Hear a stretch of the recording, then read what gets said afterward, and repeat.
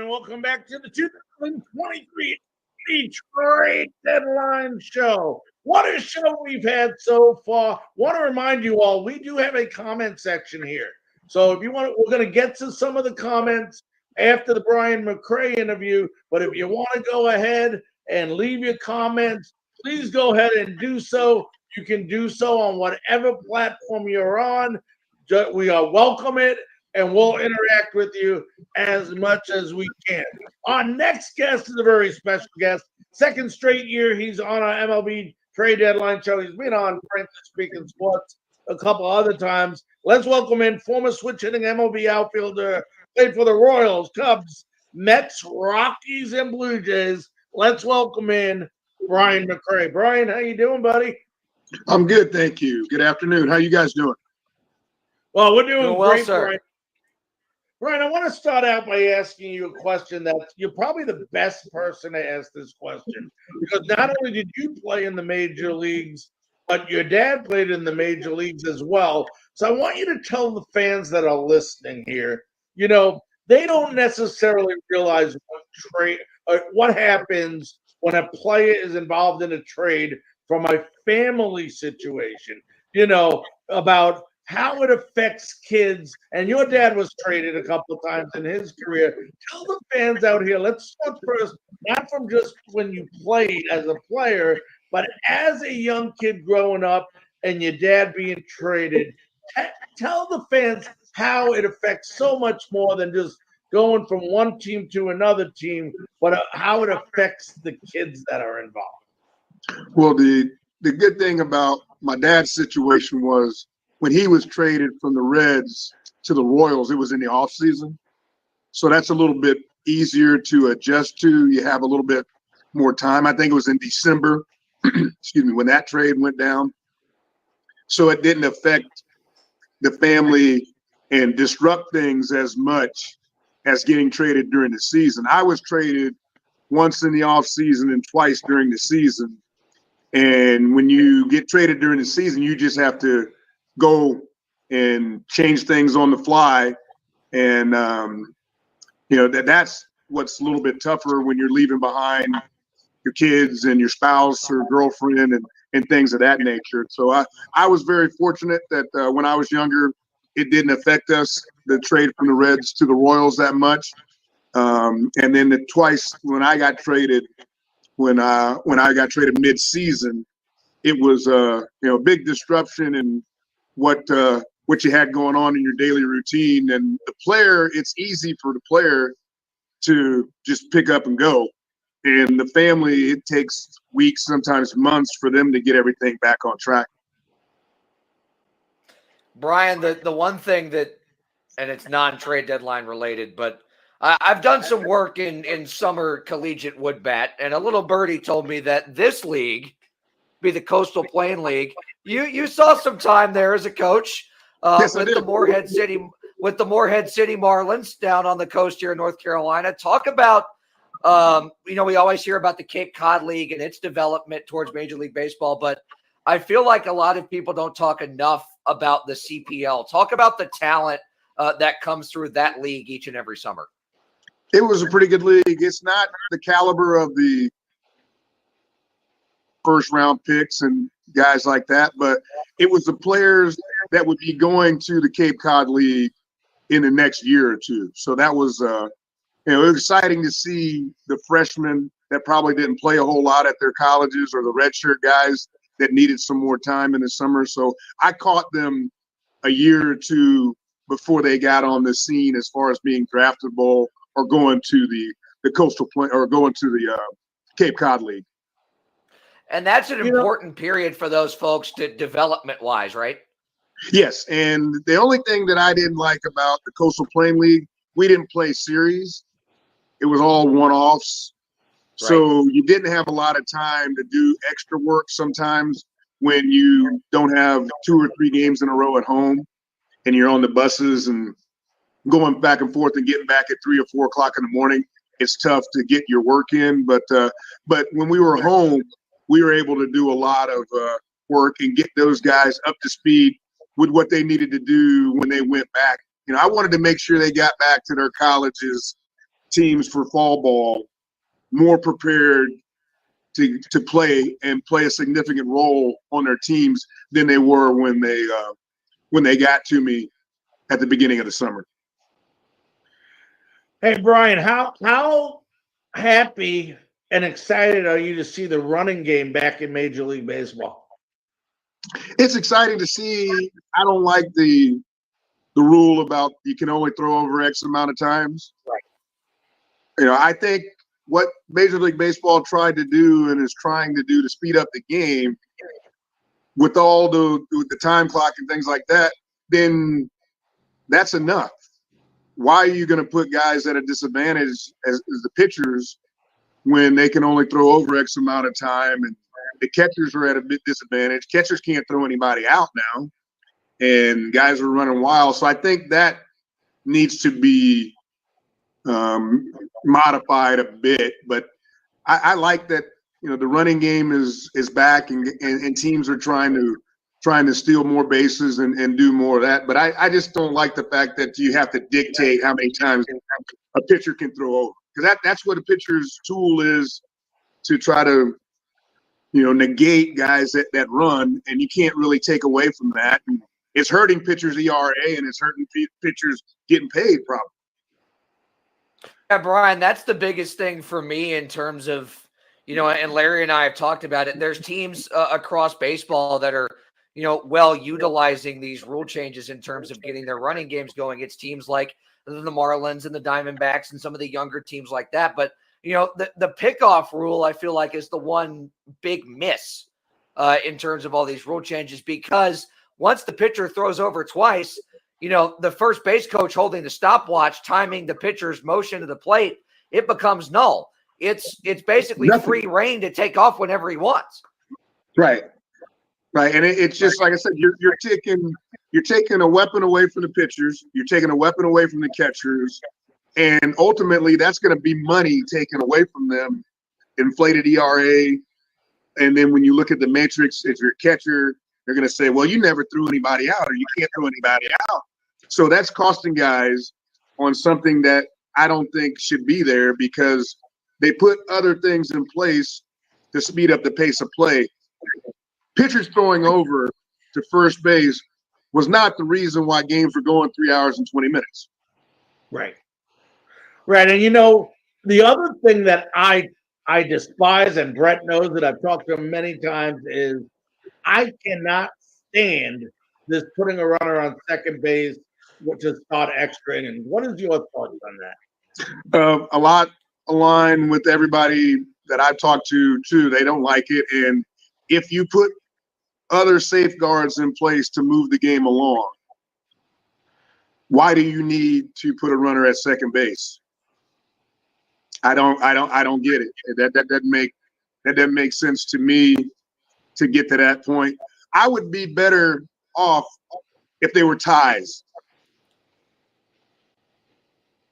I'm okay with a tie. Brian, I'm with you. A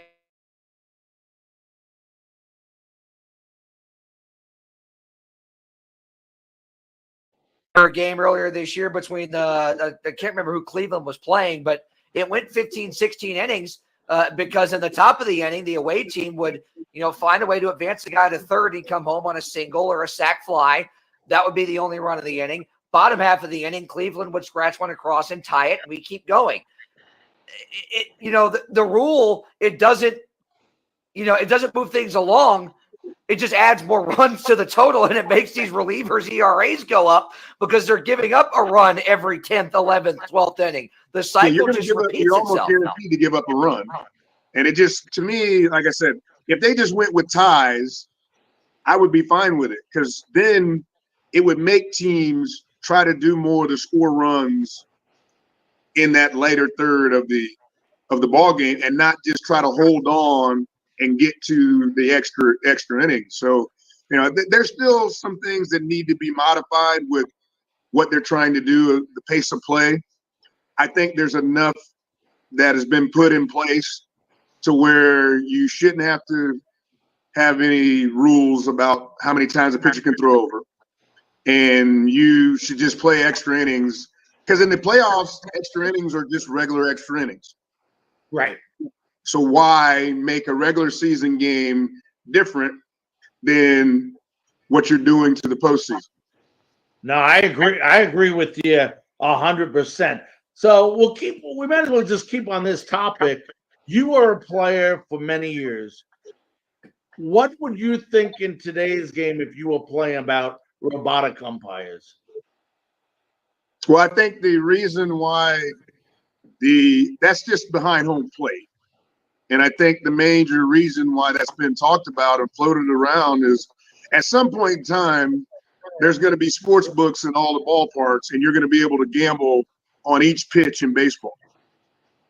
And you don't want a human back there when there's so much money on the line and at stake.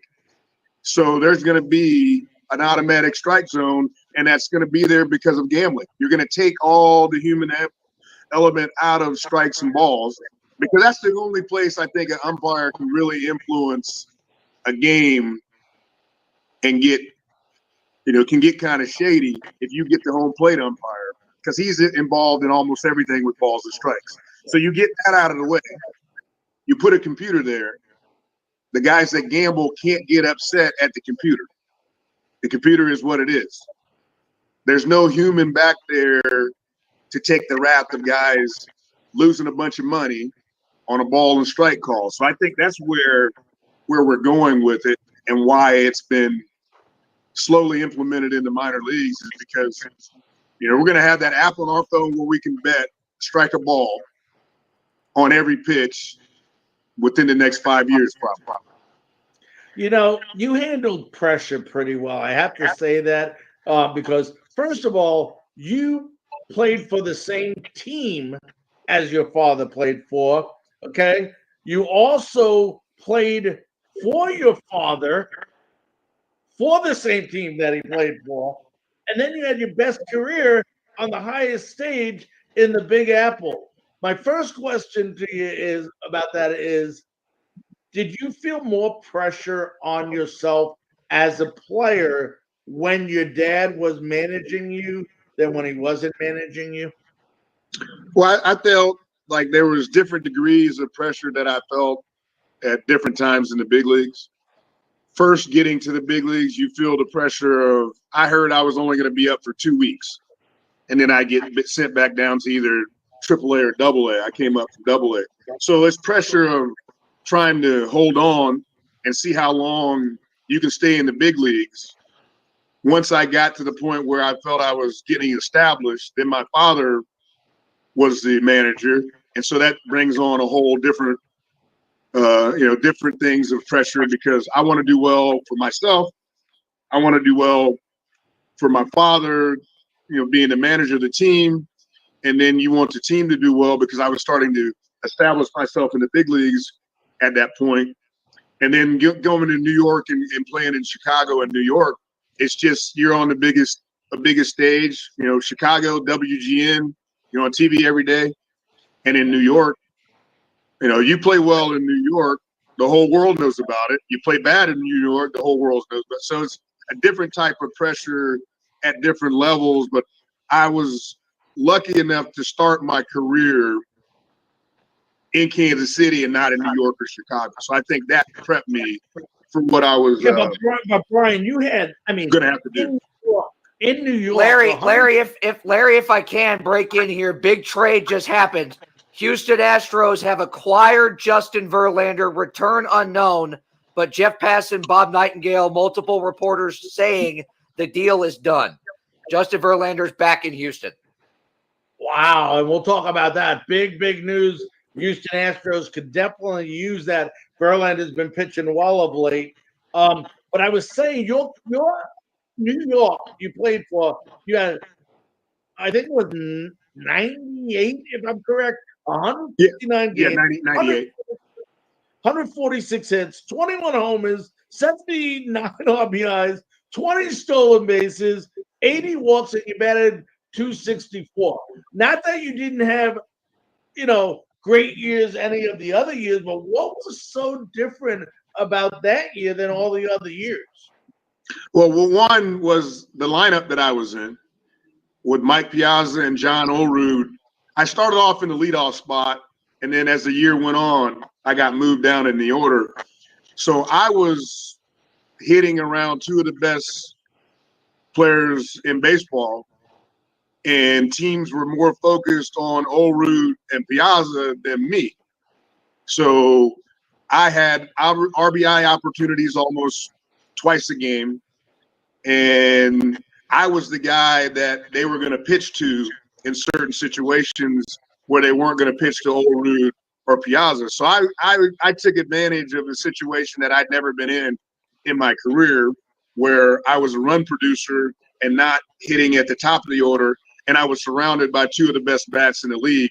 So my success is pretty much all contributed to two players, and Mike Piazza and John Orude.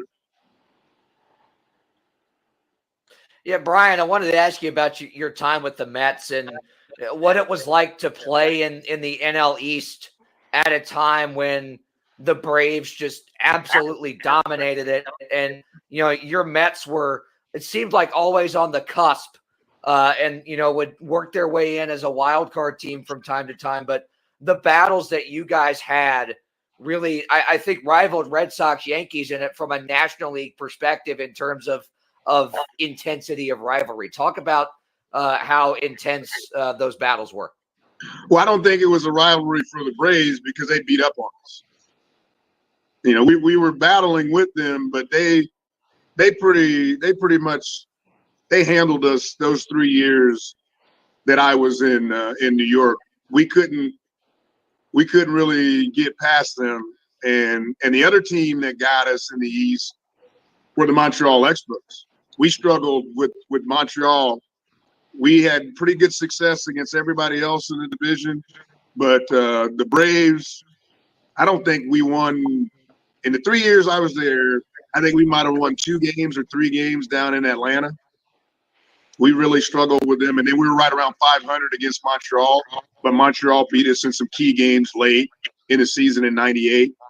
That kept us out of the playoffs. That 1 game playoff between the Cubs and the Giants. So it was tough. The whole Eastern Division. You had the pitching there at the Braves.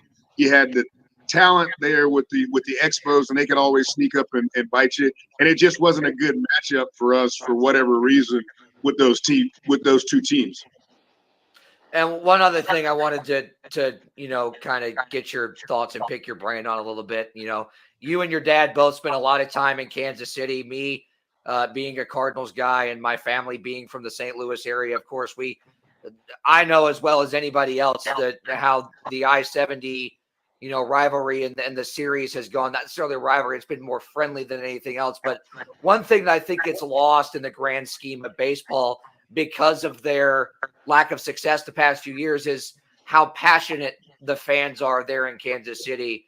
And when you see talent like Bobby Witt Jr. and this team kind of starting to build things up a little bit more, talk about the fan base there in Kansas City and how good it's going to be and how exciting and good for baseball it's going to be when they could finally have a winner inside Kauffman Stadium. Well, I think you took a good look at the 14 and 15 teams when they went to the World Series back to back and saw the excitement. And, there were people who waited 30 years from the 85 World Series. When I came up in 90, that team was still pretty good coming off the 85 World Series win. They were in the playoffs, I think, as a kid. You remembered the teams were really good here in Kansas City. From 76 to 85, they went to the playoffs almost every year.